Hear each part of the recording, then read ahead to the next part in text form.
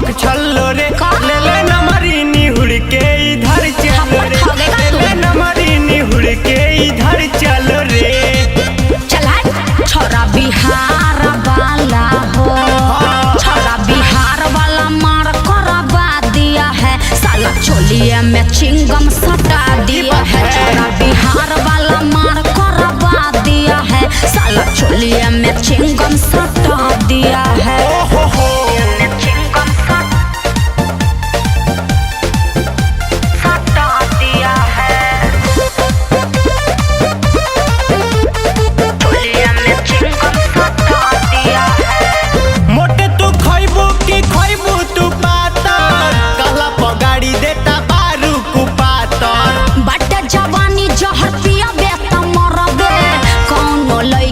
छुआला से डरबे बुझले ज्यादा मत बोल पूछ दोगे मोट तू खइबू की खइबू तू पाता गाड़ी देता बारू को पाता बट जवानी हमर पिया बे त मरबे कोनो लड़की के बाबू छुआला से डरबे फंसा के लड़की से इज्जत उतार दिया है साला चोलिया में चिंगम सटा दिया है। छोरा बिहार वाला मार करवा दिया है साला चोलिया में चिंगम सटा दिया है। चिंगम सटा दिया है चोलिया में चिंगम सटा दिया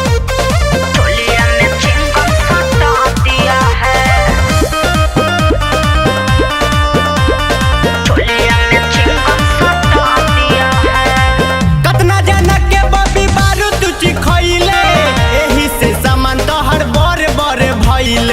राइटर दीपकवा के नाही भेटाई मांगे वो चुम्मा तब देनी धमकाई त दे दनेगो बुझला देनी धमकाई कतना जना के बाबी बारू तुची खइले एही से सामान तो हर बारे बारे भइले।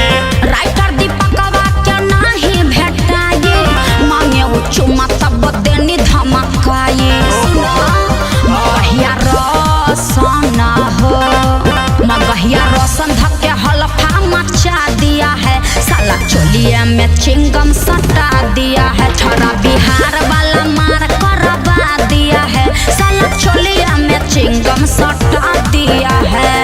एकदम खत्म ही लइका छोड़ेंगे तो नहीं।